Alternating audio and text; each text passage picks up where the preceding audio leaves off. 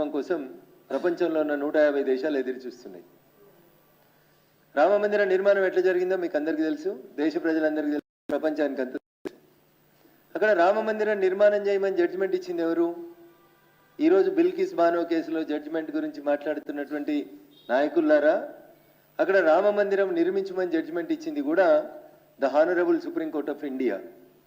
మరి దాన్ని ఎందుకు స్వాగతించారు? మీరు సుప్రీంకోర్టు జడ్జిమెంట్ని గౌరవిస్తూ భారత ప్రభుత్వం తప్పు చేసింది లేదా గుజరాత్ ప్రభుత్వం తప్పు చేస్తుందని మొరుగుతున్న కొంతమంది పెద్దలారా, ఈరోజు నిర్మాణం పూర్తి చేసుకుంటున్నటువంటి రామమందిర నిర్మాణాన్ని అక్కడ కట్టుమని చెప్పింది ఎవరు? The same honourable supreme court full bench చెప్పింది. నిన్న 3 జడ్జీలే మాట్లాడినరు, ఇంకా దాని మీద 5 జడ్జీలకో 7 జడ్జీలకో అప్పీల్ పోవడానికి అవకాశం ఉంది. Still there is an appeal chance in Bilkis Bano case. But whereas in the case of the Rama Mandir, the Honorable Apex Court of this country has delivered a judgment. Why can't you welcome it?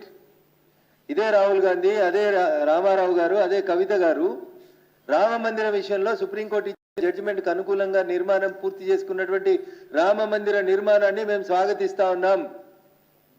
దాని ప్రాణ ప్రతిష్ఠ కార్యక్రమంలో మేము పాల్గొంటామని మాట్లాడేందుకు నోరు రానటువంటి పెద్ద మనుషులు ఏమనుకోవాలి? మిమ్మల్ని రావణాసురుని వారసులు అనుకోవాలనా?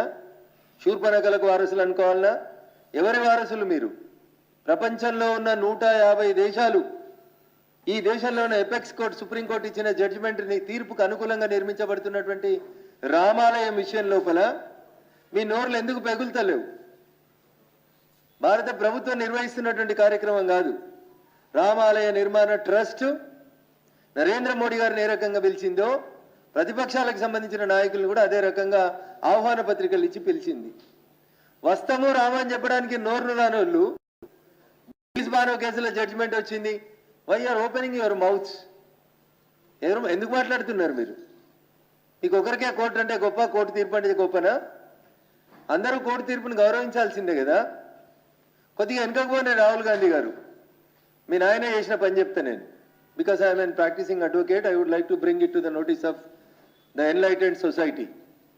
1985 షాబాను అనేటువంటి ఒక లేడీ 1978లో తన భర్త తనకు విడాకులు ఇచ్చిండని, పిల్లలతో తన మనుగడ కష్టమవుతుందని మనోవర్తి అని చెప్పి 1978 నుంచి కొట్లాడితే 1985లో అన్న ఈరోజు సుప్రీంకోర్టు చీఫ్ జస్టిస్గా ఉన్నటువంటి చంద్రచూడ్ గారి తండ్రి, ఈరోజు సుప్రీంకోర్టులో చీఫ్ జస్టిస్గా ఉంది డివై చంద్రచూడ్ గారు, సుప్రీంకోర్టు చీఫ్ జస్టిస్.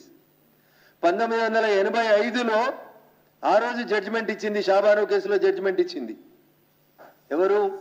ఇప్పటి సుప్రీంకోర్టు చీఫ్ జస్టిస్ తండ్రి వైవి చంద్రచూడ్ గారు జడ్జిమెంట్ ఇచ్చినారు. ఏమని? సెక్యులర్ దేశం భారతదేశం, ఒక కులమోళ్ళకి భరణం ఇయ్యాలి, ఇంకో కులమోళ్ళకి భరణం ఇయ్యదనడం తప్పు. ముస్లిం మహిళ అయినా, హిందూ మహిళ అయినా, క్రిస్టియన్ మహిళ అయినా భర్త భార్యకు విడాకులు ఇచ్చినట్లయితే భరణం ఇవ్వాలి, మెయింటెనెన్స్ ఇవ్వాలి. సెక్షన్ 125 కింద మెయింటెనెన్స్ ఇవ్వాలని చెప్పింది. ఒక జడ్జి చెప్పలే, 5 జడ్జెస్.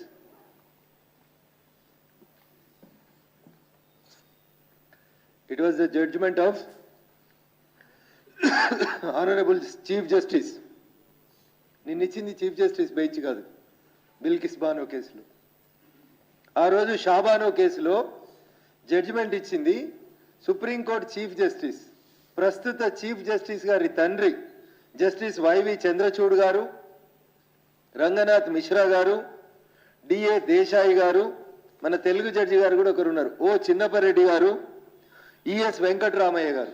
ఈ 5 జడ్జీలు ఏమన్నారంటే, బెంచ్ ఏమన్నదంటే, మీరు హిందువా ముస్లిమా క్రిస్టియన్ పక్కన పెట్టి భర్త